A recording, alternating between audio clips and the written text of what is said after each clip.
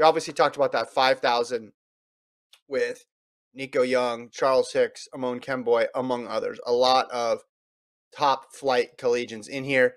Some other names that caught my eye: Sinclair Johnson in the 800, Isaiah Jewett in the 400, Courtney Waymit in the 1500, high schooler Natalie Cook in the 5,000, and Abdihamid Nur in the 10,000.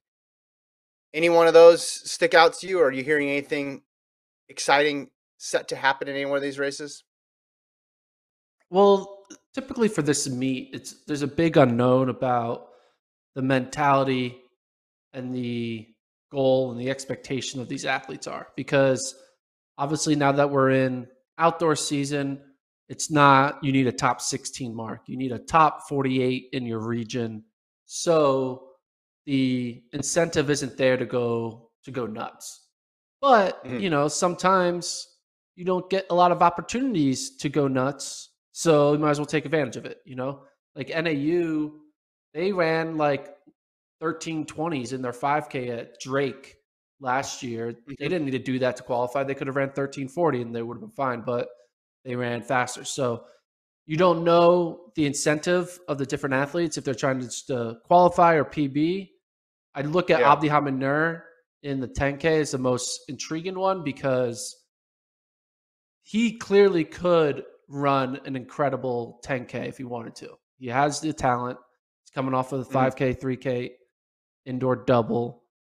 But you just don't know like what the move is, right? Because obviously he's going to be looking at 10K, 5K at NCAAs. How many 10Ks, all out 10Ks does he truly want to do? Because you'll have to run another 10K at regionals and another one at NCAAs. So is this the one where he's going to let it rip and see where fitness is at? Or is he just going to try to run a top 48 mark? We just don't know. I actually thought about making the pickup prop being how fast will Abdihamid Nur go, because you just clearly have no idea like how it's going to move. But there's some other good people in this. I'm excited to see the two Alabama kids, Cherio and Kiprop. They were wild cards at the cross country scene, kind of under the radar wild cards. Brandon Garnica's in there. Casey Klinger's in there. Some of the Tulsa guys, some of the Oklahoma State guys. So basically the who's who of cross country are in this race. And I'm just excited to see, I think Abdihamid's going to win, but the question is like, is he going to rip it, or is he just going to chill to get a regional qualifier? We just don't know. What do you think? What do you think he does? I think he just runs for a qualifier. And it is interesting, though, how quickly he went from, hey, he could win this, to, hey, he's the guy everybody's going to be keying off of. Yeah, there's all these other great runners, but this is Nur's race if he wants it. And I like him as a pick. Gordon's go nuts pick. You're trying to figure out who's going to go nuts. You think it could be Nur. I just think coming up after the double, that's just got to be hard physically, but also mentally and emotionally to get up again for another race. I could see him just laying back. And then if he wants to do something special, 2 weeks, 3 weeks, a month from now, have another opportunity to do that. What would you put the time range at? I mean, like, is he going to try to run sub 28 or is he not? That's what I just don't know. Is he going to try to run like 28:15 and call it a day, or is he going to try to run mid 27s? I don't know. Yeah. I just don't know. I don't even want to put it over under, because I could be completely way off, Like Cheserek, when it was in some of these races, would run like 29 minutes and like call it a day. All right, what's going on? Yeah.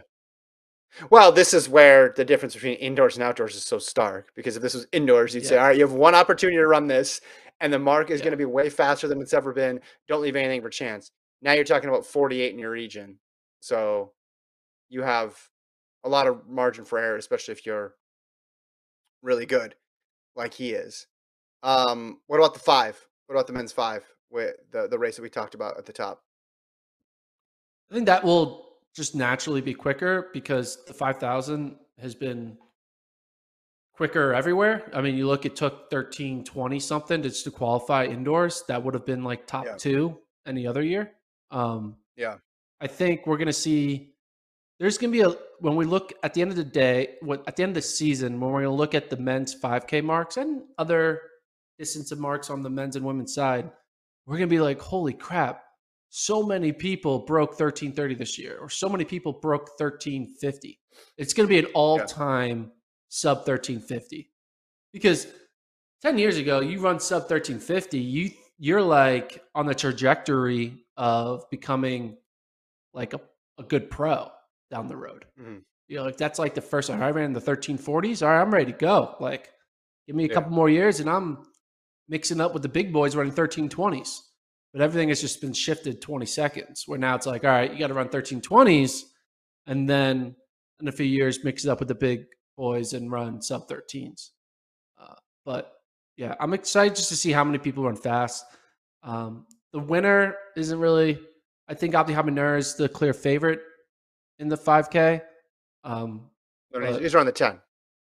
he's running the 10. What do you mean? So, well, like Oh, at you the mean, NCAA level. you mean NCAA. Gotcha. Gotcha. Yeah. Gotcha. Gotcha. Yeah. Well, and again, talking about the shift, you go from a couple weeks ago where it's, hey, can he get a title? To, hey, he could win the Bowerman.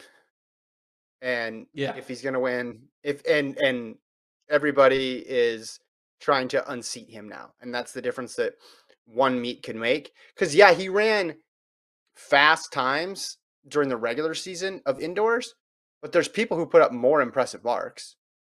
Yard Nagusa's 3,000 was a collegiate record. That was the time that we were all talking about. Yeah.